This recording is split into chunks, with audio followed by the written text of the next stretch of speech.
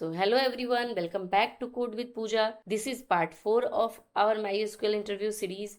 So today we are going to cover constraints, foreign keys, where having group by. So question is, what are constraints in MySQL? So these are the constraints like primary key, foreign key, unique, check, default, not null.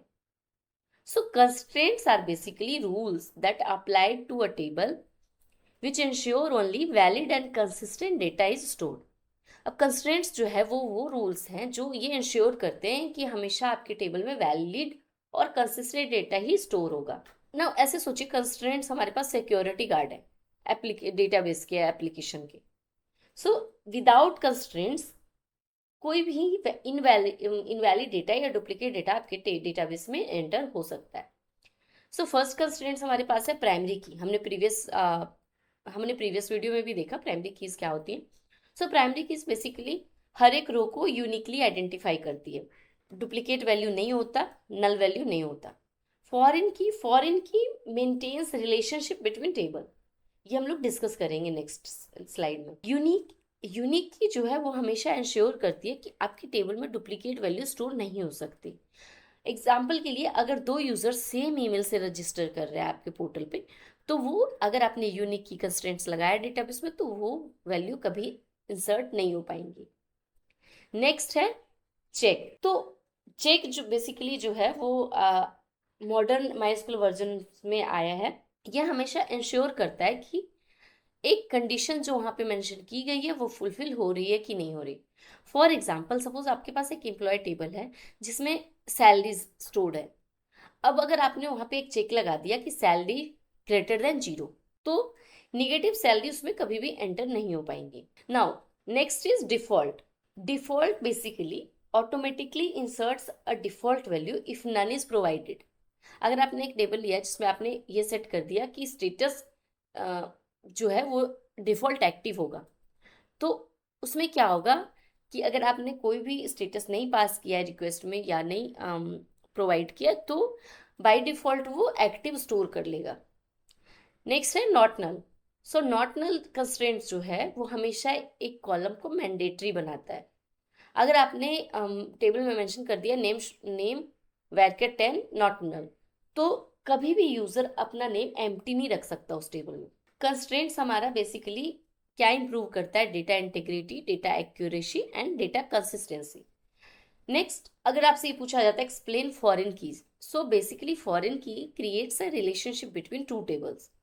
Suppose हमारे पास दो table है, एक order table है, एक customer table है। अब यहाँ पे आप देख सकते हैं कस्टमर आईडी जो है वो ये दोनों के बीच ब्रिज का काम कर रहा है।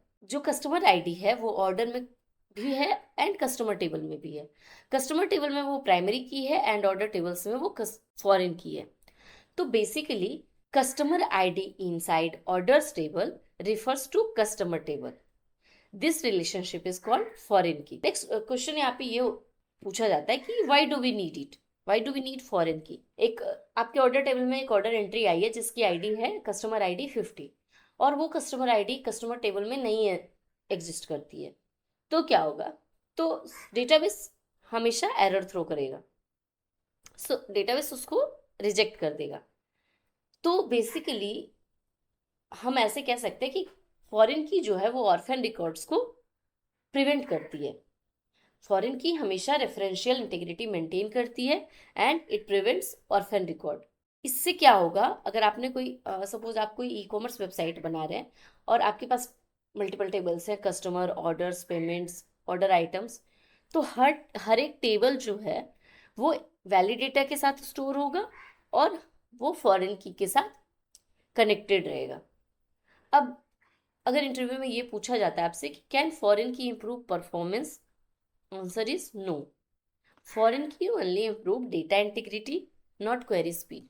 तो फॉरेन की कभी भी आपकी क्वेरी स्पीड को एनहांस नहीं करता है, ये बेसिकली डेटा इंटीग्रिटी मेंटेन करने के लिए होता है। अब एक बहुत कॉमन क्वेश्चन है जो आई थिंक हर एक बिगिनर और एडवांस लेवल इंटरव्यू में पूछा जा सकता है, जो है what is the difference between where and having. तो where filters before grouping and having filters after group by. अब सपोज आपके पास एक एम्प्लॉय टेबल है जिसमें सैलरी स्टोर्ड है। अब आपने ये क्वेरी लिखी, select department count star from employees where salary greater than 5000। तो सबसे पहले क्या होगा, रोज फिल्टर्ड होंगी। क्या फिल्टर होंगी, रो तो सबसे पहले रोज फिल्टर होंगे। अब वो रोज फिल्टर होंगे जो जिसमें सैलरी ग्रेटर देन 5,000 है। तो इससे क्या होता है, अब क्या होगा, सबसे पहले रोज फिल्टर होंगी जिसकी salary greater than 5,000, then remaining rows process होंगे। हैविंग में क्या होता है, ग्रुप बाय के बाद फिल्टर होता है। सो अगर ये क्वेरी है, आपका एम्प्लॉय टेबल है जिसमें ये आपने एक क्वेरी लिखी, select department count star from employees group by department having count star greater than 5।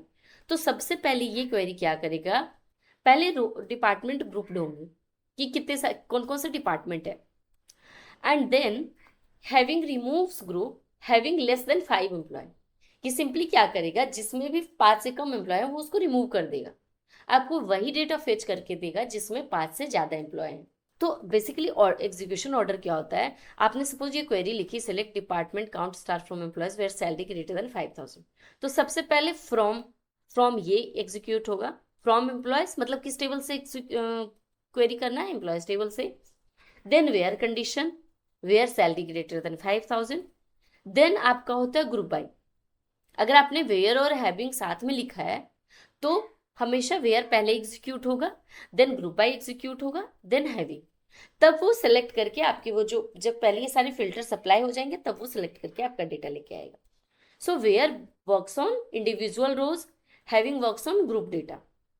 तो ये आई थिंक एनफ होता है। अगर आपसे ये पूछा जाए कि वेयर कब एग्जीक्यूट होता है, तो वेयर हमेशा इंडिविजुअल रो पे एग्जीक्यूट होता है और वो ग्रुपिंग के पहले एग्जीक्यूट होता है। एंड हैविंग जो है वो ग्रुप डेटा पे एग्जीक्यूट होता है, एंड वो हमेशा वेयर के बाद ही एग्जीक्यूट होता है। सो नेक्स्ट क्वेश्चन आपसे ये पूछा जाता है कि एक्सप्लेन ग्रुप बाय। तो group by basically combines rows having the same value into a single group. Suppose हमारे पास एक क्वेरी है, जैसे हमने इस प्रीवियस एग्जांपल में देखा, हमारे पास टेबल एम्प्लॉयज जिसमें हम ग्रुप बाय डिपार्टमेंट लगा रहे हैं। अब वो क्या करेगा, उस टेबल में जितने भी डिपार्टमेंट है पहले वो लेकर आएगा। फॉर एग्जाम्पल सपोज वहां पे डिपार्टमेंट है एचआर एंड आईटी। तो क्वेरी क्या करेगा, क्वेरी आपका HR count value 2, IT value 3। सो हर एक एम्प्लॉय नहीं शो करेगा वहां पे, ग्रुप बाय आपका समरी डेटा शो करता है हमेशा। आपका जो टेबल बिल्ड होगा वो होगा डिपार्टमेंट एंड देन काउंट। अब सपोज आपके पास 3 टेबल है, sales, city and total value. अब आपको ग्रुप बाइक लगाना है कि किस सिटी में कितनी सेल्स हुई है। अब आप किस तरह से लगाओगे, हम लोग एक एग्जांपल से देखते हैं इसको। सपोज आपके पास एक टेबल है सेल्स नेम से, जिसमें है आपके पास data store city and amount. अब ये सिटीज हैं, दिल्ली, मुंबई, दिल्ली, ये सेल्स ये आपके सेल अमाउंट है। और आपने ये क्वेरी मेंशन किया, select city sum amount from sales group by city. तो अब ये क्या रिटर्न करेगा आपका, अब ये रिटर्न करेगा दिल्ली, मुंबई, ये 2 सिटी रिटर्न करेगा और सेल्स को सम करके रिटर्न करेगा। यहाँ पे ये क्या रिटर्न करेगा, तो आपका ये क्या रिटर्न करेगा, दिल्ली 1400 एंड मुंबई 3000। आपका ये आउटपुट रिटर्न करेगा। This is exactly how dashboard and reports work. तो ये जो ग्रुप बाय है मोस्टली हम लोग डैशबोर्ड वगैरह में यूज करते हैं, जहाँ पे हम लोग एग्रीगेट फंक्शन वगैरह यूज करते हैं। सो आपसे नेक्स्ट क्वेश्चन ये पूछा जा सकता है कि can we use group by without aggregate function. Answer is yes, but it's mostly useful with aggregate function. So generally क्या होता है, आपका जो ग्रुप बाय है वो हमेशा एग्रीगेट फंक्शन के साथ यूज कर होता है, either count, sum, average, mean, max. And हम लोग क्विकली एक रैपिड फायर राउंड करते हैं। So first question is which constraints prevents duplicate value. Answer is unique. Next question is which constraints uniquely identifies a row. तो uniquely identify हमेशा primary key करती है।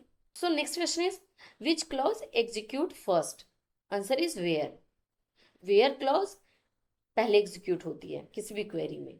Next question is which clause filters grouped records. तो answer क्या होगा, हमेशा having. Having जो है वो ग्रुप रिकॉर्ड को फिल्टर करता है। Here is quick revision. Constraints rules that maintain data integrity. Foreign की maintains relationship between tables. Where filters rows before grouping. Having filters row after group by.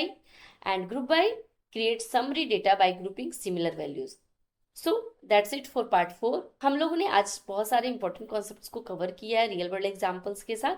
So in part 5 we will discuss joins, types of joins, cross join, self join, and and अगर आपको ये video helpful लगी हो तो please like करें and subscribe करें code with पूजा को, and you can share this series with your friends preparing for interviews. See you in next part. Thank you. Happy coding.